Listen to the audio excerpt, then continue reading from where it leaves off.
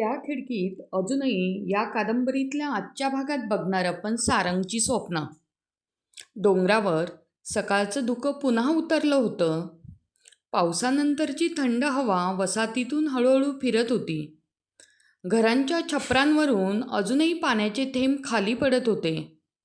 कुठेतरी कोंबडा आरवत होता, तर कुठेतरी चुलीचा धूर आकाशात विरत होता. सारंग मात्र नेहमीप्रमाणे लवकर उठला होता. घराच्या ओसरीवर बसून तो वहीत काहीतरी लिहित होता. त्याच्या बाजूला पुस्तकांचा ढीग पडला होता. पानांवर पावसाच्या वाऱ्याने हलकी हालचाल होत होती. त्याच्या डोळ्यात झोप नव्हती, पण थकवाही नव्हता. त्या डोळ्यात एक वेगळीच जिद्द होती. सारंगला लहानपणापासून एक गोष्ट ठाऊक होती. त्याचं आयुष्य या छोट्या वसाहतीपुरतं थांबणार नव्हतं.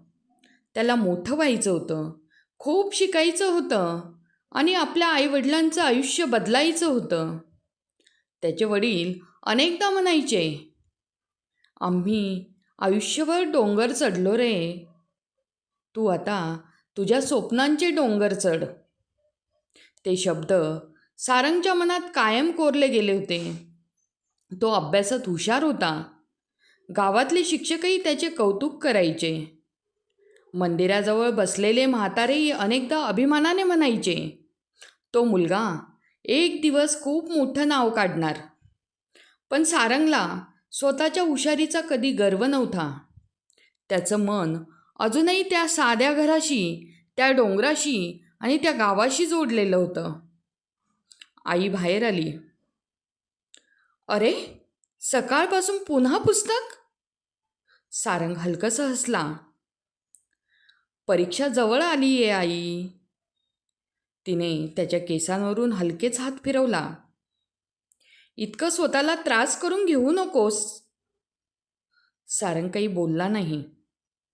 त्याची नजर नकळत दूर वाड्याकडे गेली. वरच्या गॅलरीतला हलका पिवळा दिवा अजूनही दिसत होता आणि त्याच्या चेहऱ्यावर नकळत हसू उमटलं. आईने ते पाहिलं. ती काही क्षण शांत राहिली. मग मंद आवाजात हसत म्हणाली, वाड्याकडे फार लक्ष असतं हल्ली तुझं. सारंग दचकला. आई, अरे आई आहे मी तुझी. ती खाली पाहत हलकंसं हसला. आईच्या चेहऱ्यावर मात्र काळजी नव्हती, उलट एक मृदू समजूत होती.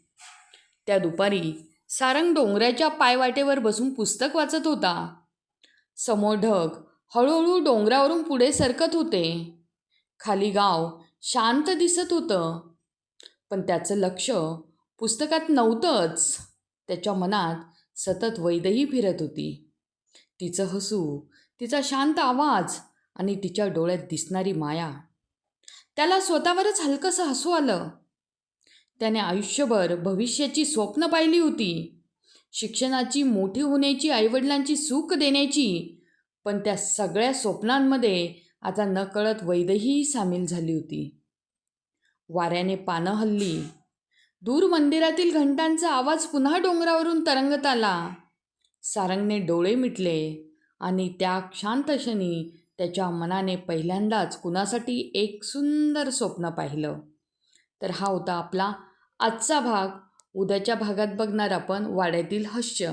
ते ऐकण्यासाठी आपल्या चॅनलला लाईक आणि सबस्क्राईब करा.